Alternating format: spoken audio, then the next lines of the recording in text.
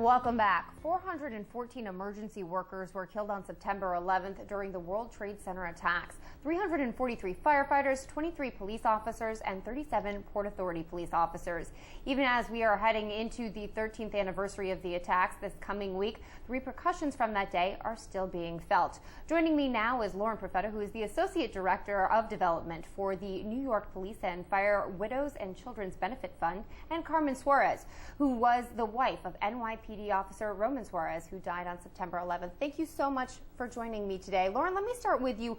What does your organization do?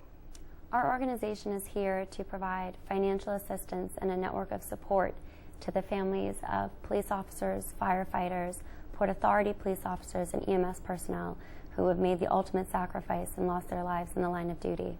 And you not only provide financial support, but it's also a lot of emotional support as well. I know, Carmen, you've made friends through the organization, correct? Yeah, we view ourselves as a big family. We're all here to support each other and help each other.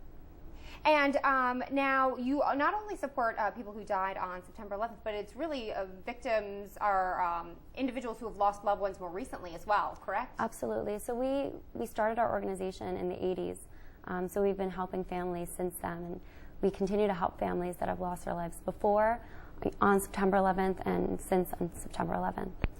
Carmen, let me bring you in here and have you tell your story to us. You lost your husband on September 11th, but he wasn't originally working near the Trade Center site, correct? No, he wasn't. Actually, that day I was on my way to work, and once I saw what happened, I realized, oh my God, I know he's not going to be coming home tonight. He's probably going to be trying to help there.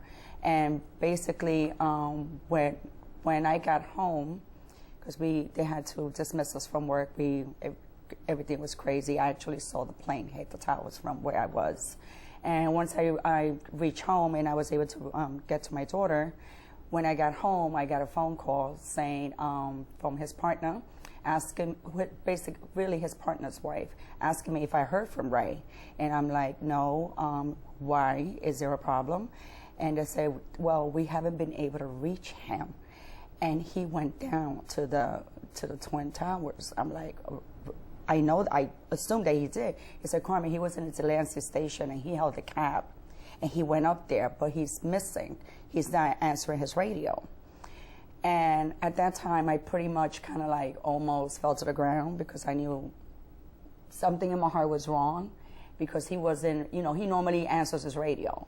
And at that point, we just waited and waited, and at the time, your daughter is 9 years old at this point. She had just turned 9 because her birthday is September 9th. Mm-hmm. So we had just finished celebrating, her 9th birthday that Sunday, and this happened that Tuesday. And how did the fund help you after? How much did you rely on this organization?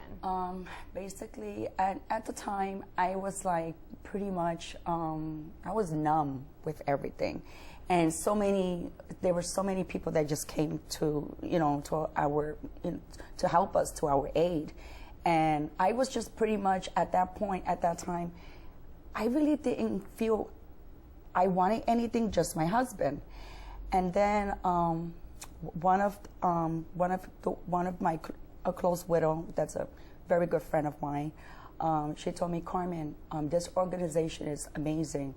You need to go and attend their dinner. And I was receiving, I did receive checks from them, and I was, so grateful. I was in awe because I couldn't believe that they would actually, be so generous, and I just couldn't, grasp it. And over the years too, they've continued support for you too. Absolutely. And you've built real bonds with the other people. Absolutely. It's basically, it's a family. They have these events and we go to these events, whether if it's at the ball field park or tickets to see, a show or a game. Those are things that the children do look forward to.